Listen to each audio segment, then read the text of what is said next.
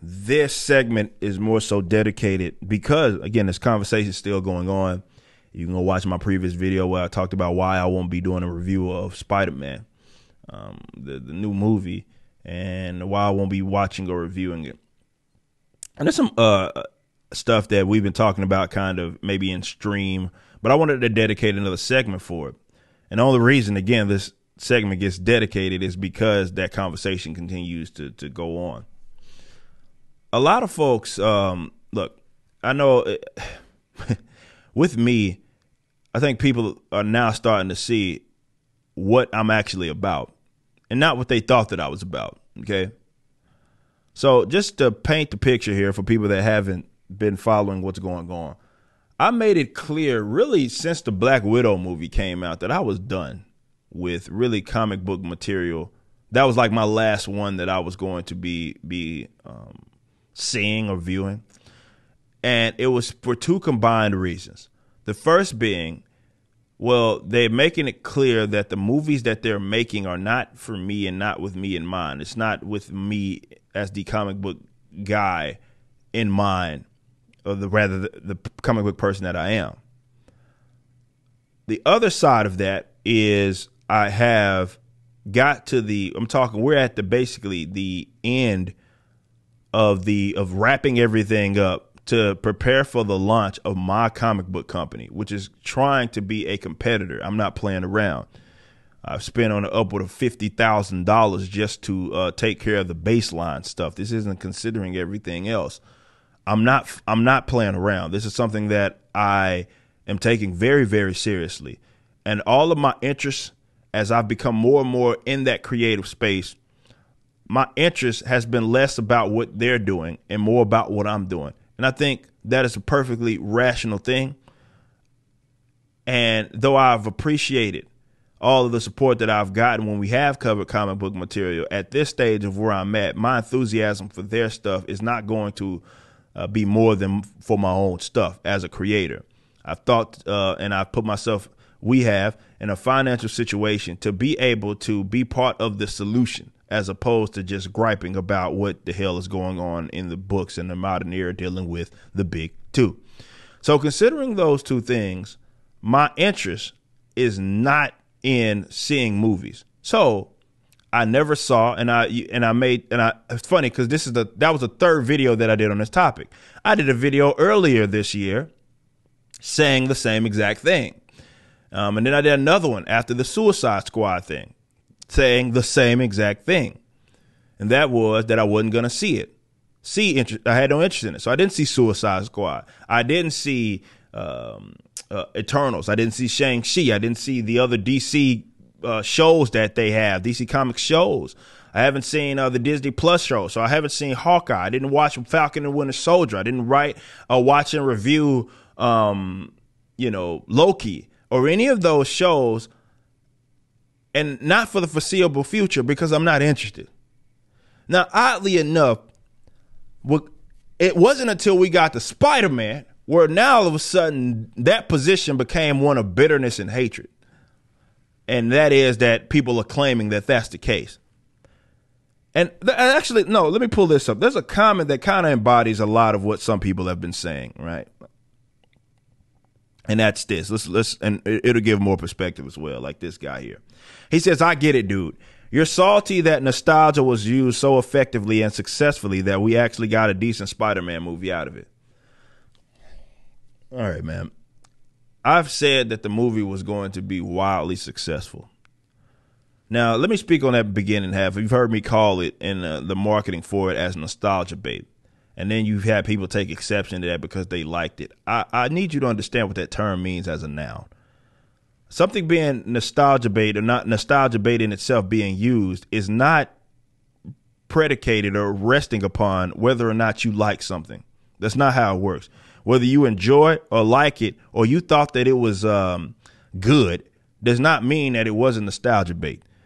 This entire movie, by literal textbook definition, when you talk about something bait, which means basically to lure, and in this context, when you talk about that and you talk about what nostalgia absolutely is, that's exactly what was used, and they didn't hide away from it. That was the whole thing, right? It was the the idea of using previous Spider-Man movies that weren't attached to this one and their villains, and the insinuation that other Spider folk were going to show up. That was what sold the movie. That's not my opinion. That is a fact. Nostalgia bait. That's what it was. Now, you thinking it was more than that, or that they did it in a way that you thought was honorable, does not change that. That's what it was. It was nostalgia bait that was utilized to get butts in the seats. That's just what it was. There's nothing. I'm not even. And it's funny because that term doesn't mean something is inherently bad or good. It just means that was what was utilized. Right? A lot of movies have cases. Sonic, Cobra Kai. Like there's so many other instances where that is exactly what has been used. Right? It's what it is. Okay. And sometimes it doesn't work out. Matrix.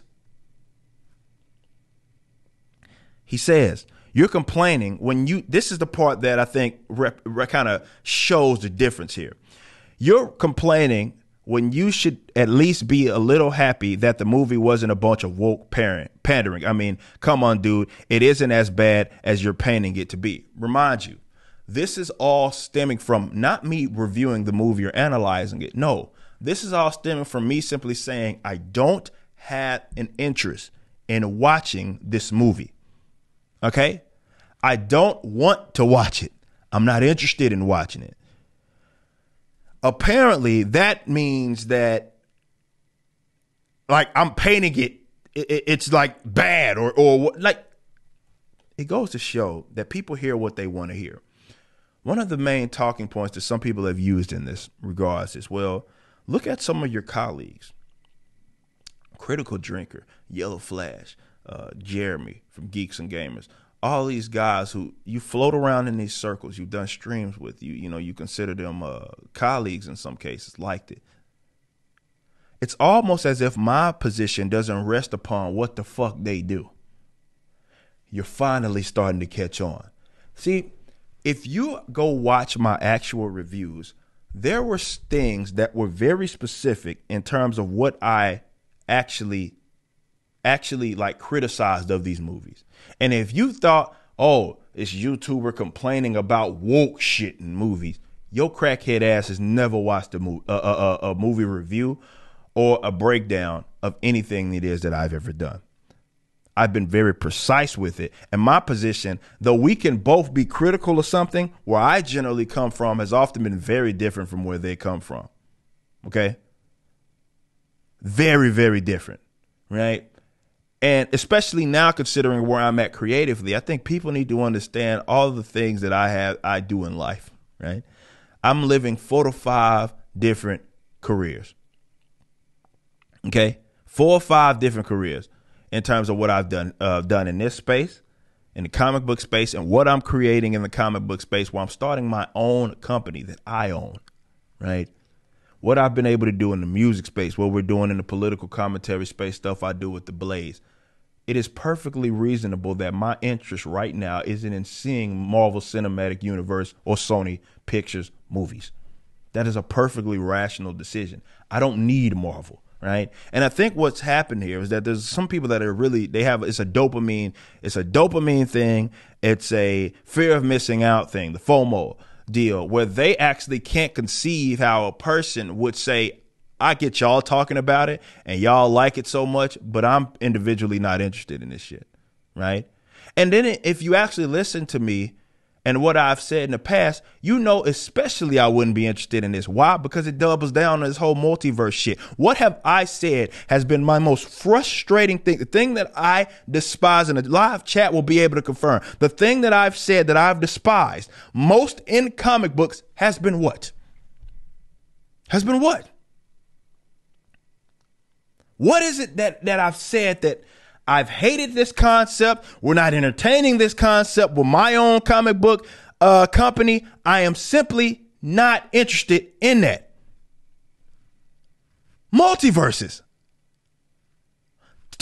And they have been used, obviously, for tokenization, but it's been multiverses. I hate that shit. I despise it. Right? As a concept, I do not like that. It is boring. It takes away the stakes of certain things. It cheapens characters. I'm not like that. This movie is centered around that.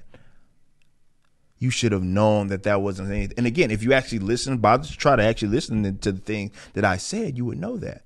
So when you say, oh, well, you should be proud that it's not woke. Why? You operate as if I owe this company money, as if going to see a movie or going out of my way to see a movie is like a default position. Like I'm under obligation to do it, and there's something wrong. Like, and again, that's weird because that's never been my position.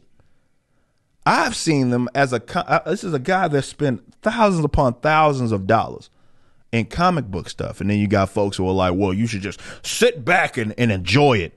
Don't even think about the fact that you've read comics like they want me to be a consumer, right? A double O, consumer. That's what they want me to be. Like I owe them money. Like I owe them my viewership. Like I owe them my time. I don't owe them a goddamn thing. Especially considering that the creators of this shit, they don't like me. They're not interested in me, and that's fine. I'm not interested in them. And I've decided to use my time and attention for the most part in working towards a solution with my own stuff. And that's where my individual interest for the most part is. Like, I don't have this fear of missing out. That's not a thing, certainly for me. Like, for me, okay, y'all like it. Y'all getting to go see it. Okay, congratulations. Like, that's y'all's business. But we have this, I think that's the art of the consumer, right? Is that it's the glitz, it's the glamour, it's the key jangling, it's all of those things. And they unfortunately think that everybody else operates in the same way. And it's like, oh, well, I like it. It's a fun film. You're missing out. And it's like, please don't use that term to describe what's happening right now, because in order for me to miss out, it would have to have something upon which I desire, and I don't. And they say, well, it corrected some of the things that you may had a problem with. He's not going to be Iron Boy. This movie does not disregard everything that happened before, right? It does not disregard, more importantly, what Marvel is going to be doing in the future, right? What Marvel's going to be doing in the future, or even Sony for them. It doesn't change any of that, right? That's not negated, okay? And I'm not obligated to give them my money because I'm simply not interested in seeing that shit. Like, it's a genuine non-interest, and it's not that difficult to do. So more than anything, I think from that, and again, it's just weird how it was never claimed that I was being hateful, a bitter when I said it about Suicide Squad, but once Spider-Man came on, it was like, well, now we know what you should be seeing this. You're missing out. And it's like, God forbid someone doesn't have interest in, and it goes to show that's why other people maybe watch it. But the fact that someone doesn't have interest in something that you may have liked or enjoyed, right? And again, people that pay attention to my work know that it shouldn't have been surprising. You can remove all the woke stuff, and it's still something that I'm not going to be interested in if you actually bother to listen to what it was that I'm saying. But yeah, if you cheapen everything to everything that I said, it's just don't like woke shit. Like, bro, you're new to this. And in fact, just say that. But instead of like straw man a position or pretending that I'm saying something I'm not. Like, it's one thing for you to get out there, go watch the movie, go enjoy it and whatnot. It's another for you to take aim at me simply because I've decided not to even view it and I'm not interested in it. And you take my lack of interest as in dogging the film or being hateful or bitter. It's like, that's weird. And it goes to show you might got some like addiction issue, dopamine problem, fear of missing out issue or something like that you maybe, I don't know if you see me and maybe, I don't know, me just throwing a wild guess out there. I'm representative of the fortitude that maybe you didn't have, but to take aim at it's one thing to enjoy that on yourself, isolated, go do something else. There's another thing to be like, oh shit, he's not going to watch it. You know, he's bad or he's bitter, or he's a hater because he won't watch something that I don't like. Or I like. I'm like, motherfucker, what are you going on about, dude? But I'm not a consumer in that sense, like Double O. I'm not. That's not who I am. I'm not some pig that has to just eat some shit. And I get it. There are those of you, and that's not who I'm talking about. There are those of you that actually value my position because, and I built an entire channel upon this, right? I built it up doing this, and that was people knew that I had a knowledge base that was very unique when it came to what was in the comics. And a lot of people love the comparing, the contrasting. How does this live up to an expectation of a person that it's not about there being a one by one like adaptation. It's more of, does this honor the character? Does this capture the essence of who this character is? How does it live to the standards of you? Because they may have a different perspective. For the same reason, I watch people that are very knowledgeable on like Star Wars stuff, and I'm a complete normie, and I appreciate their perspective because they're knowledgeable on that, and I'm not oblivious to me having built an audience upon that. And that's not who we're referring to. Those are the people that generally ask all the time, where is your review? And that's why I had to do those. Where is your coverage? That's why I had to do those videos, because I have to tell them, like, yeah, maybe I did those in the past. I'm not doing those anymore in the foreseeable future, but for good reason. One of which, and the primary reason, I'm doing my own stuff, and these guys are about to be my fucking competitors, and I don't have to know what they're doing. I don't have to buy a ticket or go watch a movie or something like that. I don't have to do that. We got a big grasp upon what mistakes not to make, and that's easy. So just I would encourage you guys to go watch my old reviews. I have a playlist full of this stuff, and actually listen to what it is that I'm saying, and you will then learn that my perspective has not been the perspective of some anti-woke motherfucker who just looking for something to bitch at. You got the wrong guy. You just watched a clip from my podcast, For Canon's Sake.